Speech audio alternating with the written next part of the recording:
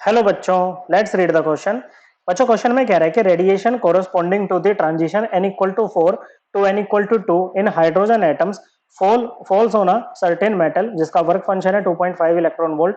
The maximum kinetic energy of the photo electrons will be. देखो यहाँ पर दो कंसेप्ट लग रहे हैं बच्चों।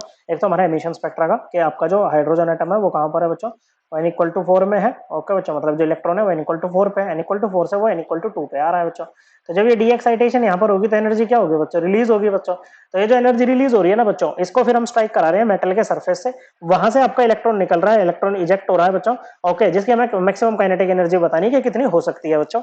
ओके, अब ये जो फिनोमिना होता है जिसमें हम सरफेस पर लाइट को स्ट्राइक कराते हैं, एनर्जी को स्ट्राइक कराते हैं बच्चों, और उससे फिर हमें क्या मिलता है बच्चों, इलेक्ट्रॉन मिलता है। ओके, इलेक्ट्रॉन वहां से निकलता है, इलेक्ट्रॉन का इजेक्शन वहां से होता है। इसको क्या बोलते हैं, फोटो इलेक्ट्रिक इफेक्ट, जो कि होता है बच्चों when radiations with certain minimum frequency strike the surface of a metal the electrons are ejected from the surface of metal. Okay, इसी को क्या बोलते हैं बच्चों, फोटो इलेक्ट्रिक इफेक्ट बोलते हैं। अब इसमें क्या होता है, जैसे ये न्यूक्लियस है और ये इलेक्ट्रॉन है जो हमें निकालना है बच्चों, तो इनके बीच में अट्रैक्शन होगी बच्चों।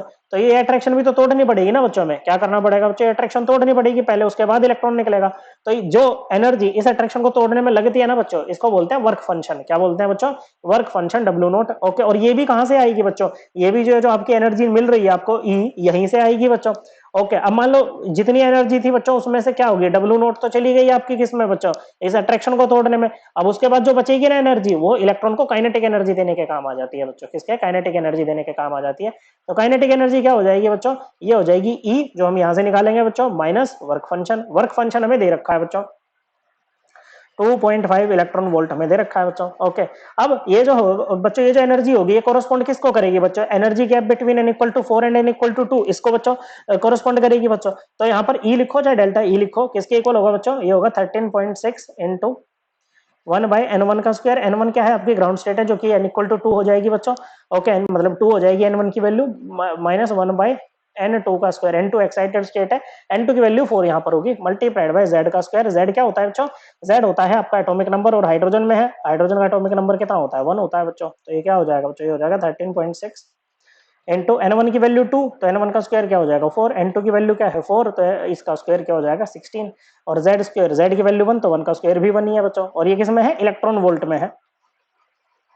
तो हो जाएगा 13.6 इंटू 16 आएगा एलसीएम बच्चों, यहाँ आ जाएगा 4 माइनस 1 इलेक्ट्रॉन वोल्ट, इतना बच्चों। तो हो जाएगा 13.6 इंटू 3 बाई 16 इलेक्ट्रॉन वोल्ट, और ये किसके इक्वल आ जाएगा बच्चों, ये आ जाएगा आपका 2.55 इलेक्ट्रॉन वोल्ट। ओके बच्चों, तो यहाँ पर पुट कर दो, ई की वैल्यू कितनी है 2.55 इलेक्ट्रॉन वोल्ट है, और वर्क फंक्शन कितना है 2.5 इलेक्ट्रॉन वोल्ट है।